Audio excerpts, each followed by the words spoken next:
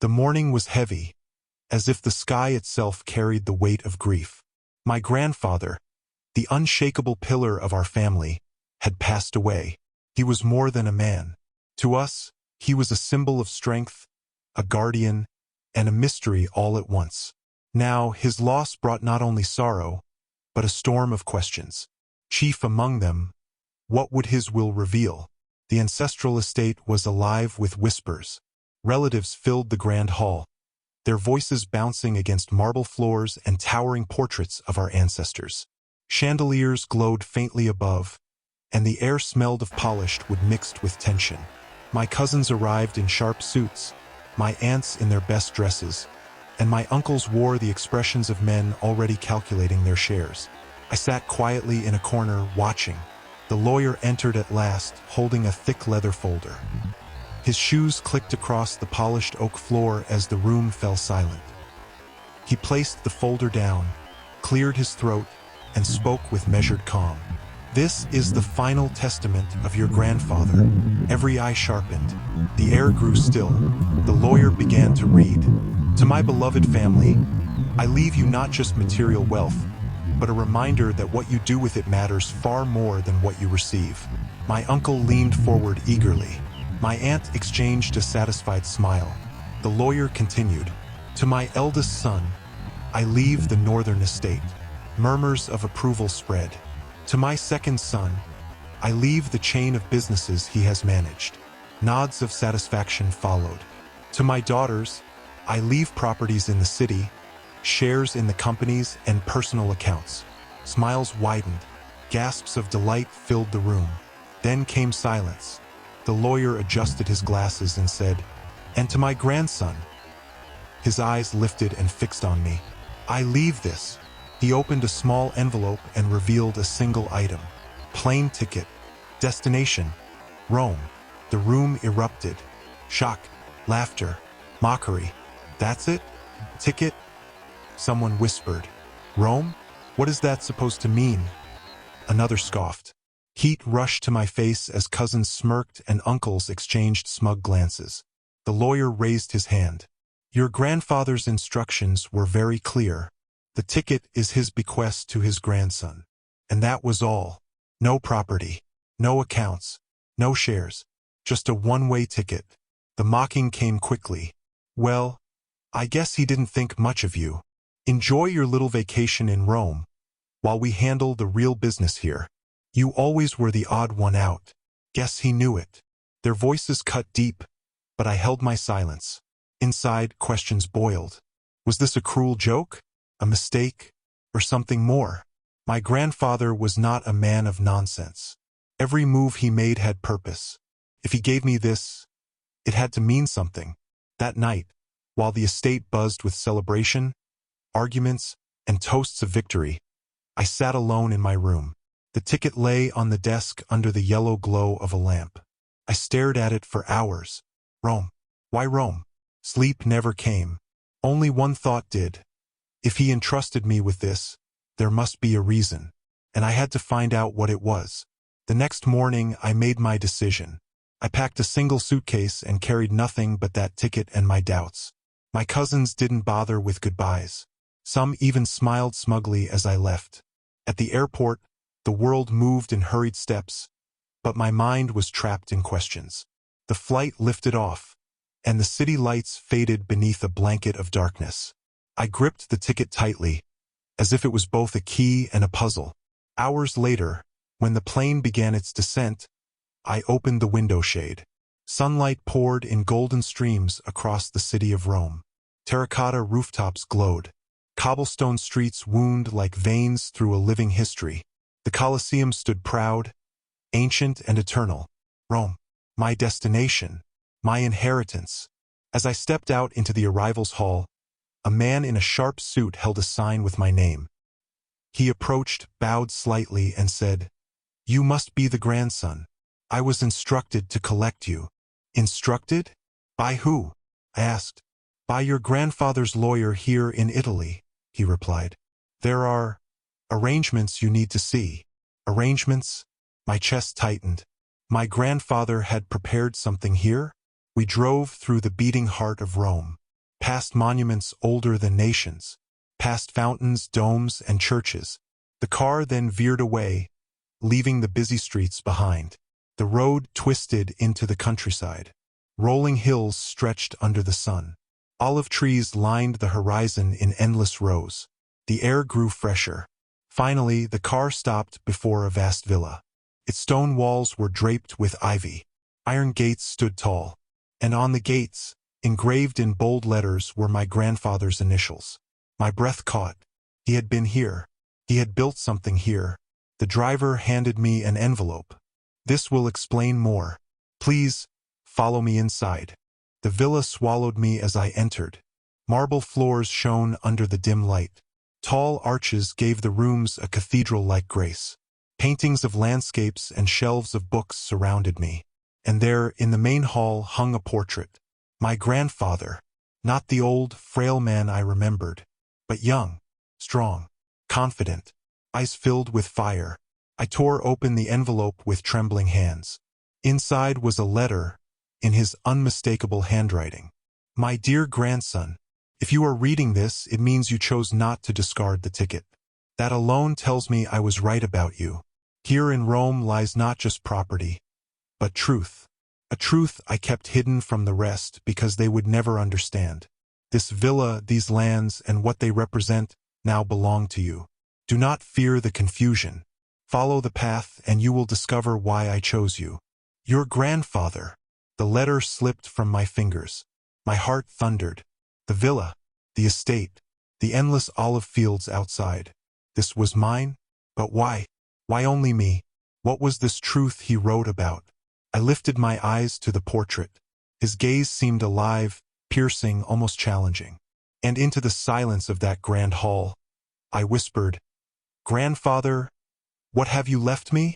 The journey had only just begun. The silence in the villa felt alive. Each step echoed through the wide halls. Each portrait of strangers from another century seemed to watch me. Yet the eyes I felt most were his, my grandfather's younger self staring down at me from the grand portrait. I walked deeper into the villa, letter still in my trembling hands. My grandfather had built this place? Why had no one ever spoken of it? And why keep it hidden? The lawyer's representative, the man who had brought me here, bowed politely and said, "This place is now yours. Everything here has been legally transferred to your name. The documents are prepared. But more than the estate, there are instructions." He handed me a second envelope, smaller and sealed with red wax. My grandfather's initials pressed deep into the seal. With a quick tear, I broke it open. Inside was a single sentence written in bold handwriting. "Trust the caretaker. He will guide you." Confused, I looked up. Caretaker. As if on cue, footsteps approached. From the far side of the hall, a man in his late 60s appeared. His hair was white, his face weathered by the sun, but his eyes were sharp, bright with loyalty. He bowed slightly. "I have been waiting for you." I frowned. "You knew my grandfather?" "I did more than know him," the man said with a faint smile. "I worked beside him here for over 30 years. This villa, these lands, he poured his soul into them. And now, he has left them to you." The weight of those words pressed down on me. Me, the one mocked, dismissed, given only a plane ticket. Yet here, I stood in the heart of something vast and hidden. The caretaker extended a hand. "Come, let me show you." We walked outside into the blazing Italian sun. Before me stretched rolling fields of olive trees, their silver-green leaves whispering in the wind. The scent of earth and fruit filled the air. Workers moved among the groves, harvesting with quiet efficiency.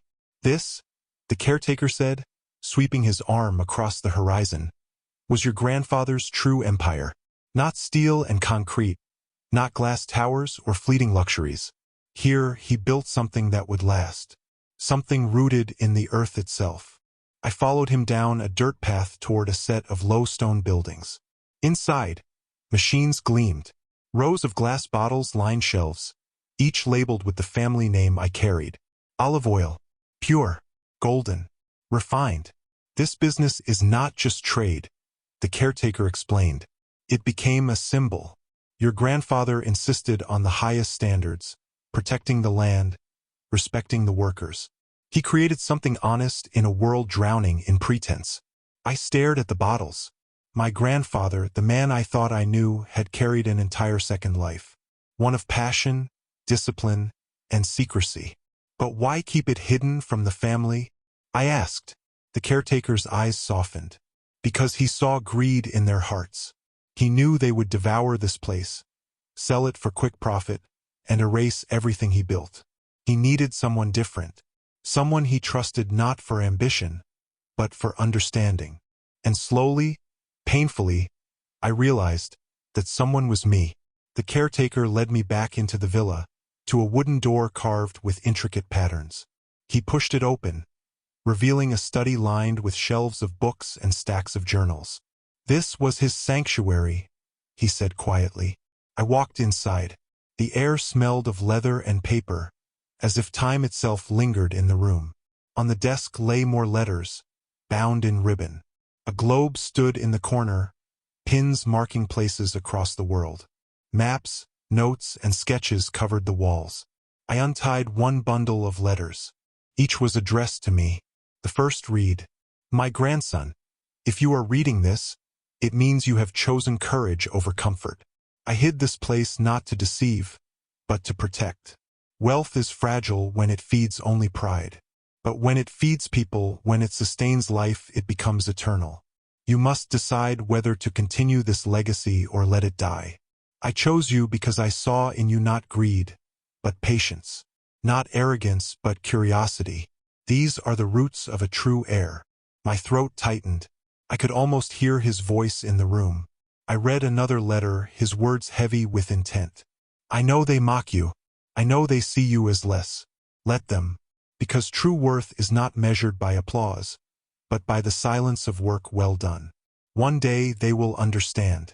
Until then, walk this path with strength." Tears blurred the ink before me. This wasn't just an inheritance. It was a test. The caretaker tapped on a bookshelf. With a soft creak, it swung open, revealing a narrow staircase spiraling downward. My pulse raced. "What is this?" "A place only your grandfather and I knew," the caretaker said. "He asked me to bring you here when the time came." We descended into cool darkness. At the bottom lay a stone chamber lit by a single lamp. Cabinets lined the walls, filled with documents, deeds, and ledgers. A large chest sat in the center, locked. The caretaker handed me a small key. "He left this for you." With trembling hands, I turned the key. The chest creaked open. Inside lay stacks of journals, bound leather volumes, and envelopes sealed with wax. I picked one journal at random and opened it. My grandfather's handwriting filled the pages. "I bought this land in silence," the entry began. "I built this place with patience. Not for glory, but for survival. The world is unstable. Markets collapse, empires fall. But the earth endures, and those who care for it endure with it." Page after page, his philosophy unfolded. He wrote of honesty, of the value of patience, of building something that would last long after he was gone. He wrote of me, too, watching me from afar, recognizing qualities I never knew he noticed. And finally, at the bottom of the chest, I found a sealed envelope marked simply, "The Final Truth." I didn't open it. Not yet. The weight of it was too great. Instead, I closed the chest and sat in the quiet chamber, my thoughts a storm. The others back home were celebrating their inheritance, houses, businesses, accounts. They believed they had won. Yet here I was, standing on the threshold of something far greater. A hidden empire, a legacy of integrity, a truth still waiting to be revealed. I thought back to their laughter, their cruel words, and I realized that my grandfather had played a different game. A longer game. He had chosen me. I rose slowly, clutching the envelope. The caretaker's voice echoed softly. "Your journey has only just begun. What lies ahead will test you. But know this, he trusted you above all." I nodded, though uncertainty burned in my chest. I didn't know what the final truth was. I didn't know why he had hidden it here, or why he believed only I could bear it. But I knew this much: I would not fail him. Night fell over the villa. Stars burned over the olive fields. The house stood in silence, filled with secrets. I sat by the window of the study, the unopened envelope on the desk before me. My grandfather's portrait watched from the wall. His eyes seemed alive again, as if daring me to continue. I whispered into the dark, "I will find your truth." And in that moment I knew. This was no ordinary inheritance. This was a legacy, and the true test had only just begun. The morning light crept slowly across the villa's stone walls. I barely slept. The sealed envelope lay on the desk before me, heavy with mystery.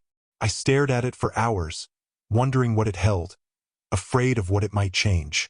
Finally, with trembling hands, I tore it open. Inside was a single letter, written in my grandfather's unmistakable handwriting. "My grandson, if you have come this far, then you are ready for the truth. What you see here is only a part of what I have built. The estate, the groves, the journals, these are the roots. But the branches reach farther. Hidden among these documents are connections, partnerships, and trusts that span continents. You now hold the key to something much greater than land. But with it comes a burden.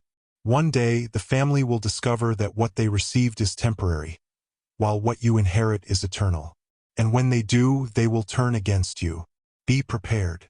I froze, the words pressing into me like stone. He had seen it coming. He knew the others would not stay silent once the truth emerged. The caretaker entered quietly, as if sensing my thoughts. "You opened it?" he asked. I nodded. "He says the family will come for me." The old man sighed. "They will. They always wanted more. But he chose you for a reason. You must be ready to defend not just this villa, but the values it stands for." Later that day, I explored deeper into the hidden chamber. In the drawers I found legal deeds, trusts, and accounts. My grandfather had created a vast foundation, one that funneled wealth into building schools, funding hospitals, protecting farmland. Quietly, silently, he had been shaping lives without anyone knowing. This was the true empire. Not riches for himself, but a network of good that outlived him. I felt both proud and terrified. Could I carry this? Could I protect it from the very people who shared my blood? Days passed in a blur as I read through journals and studied documents. Each page was another revelation. My grandfather had lived two lives, one the family thought they knew, and another hidden in plain sight. The more I read, the more I understood why he had chosen secrecy. But secrets never last forever. It began with a phone call. First I ignored it, but then another came, and another. Finally I answered. It was one of my cousins, his voice sharp with suspicion. "We've been hearing things. Rumors. They say you're still in Italy. What are you doing there? Didn't they only give you a plane ticket?" I hesitated, the silence betraying me. He laughed bitterly. "So it's true. He left you something. What is it? What are you hiding?" I hung up. My heart pounded. The storm was coming. That evening I spoke with the caretaker. He listened quietly, then said, "They will not rest. They will come here. But remember, your grandfather prepared you for this. Do not let fear guide you. Let purpose guide you." The next week they arrived. Cars rolled up the long drive. My relatives spilled out, their voices loud, their faces twisted with anger and envy. One of them shouted, "So this is what he left you? A secret palace? While we got scraps." Another sneered, "You don't deserve this. You're the weakest of us. Hand it over." Their words cut deep, reopening old wounds. But I stood firm. For the first time in my life, I did not shrink under their scorn. "This was not given to me because of strength," I said quietly but firmly. "It was entrusted to me because none of you could be trusted with it. Look around you. Do you see luxury? Do you see gold? No. What you see is work. Fields, soil, roots. He gave you wealth to spend. He gave me a duty to uphold. That is the difference." They laughed, mocked, threatened. But beneath their noise I felt something shift inside me. For the first time I was not the outcast. I was the guardian. Days later, They left, angry and bitter, but I knew they would return. The hunger in their eyes told me this was not over. I sat in the study again, staring at the portrait of my grandfather. His eyes seemed to hold the same calm defiance I now felt. I whispered, "You knew this would happen, didn't you? You knew the truth would tear them apart." The villa stood quiet once more, but within me, a fire burned. I realized then that this inheritance was never about land, money, or even olive groves. It was about strength, about vision, about the courage to protect something meaningful when others would destroy it. The final truth was clear. My grandfather had not left me wealth. He had left me responsibility, a test of character disguised as an inheritance. And though the world outside might see me as weak, I knew now that I carried something stronger than all their riches combined. I was the heir of his legacy, and I would not let it die.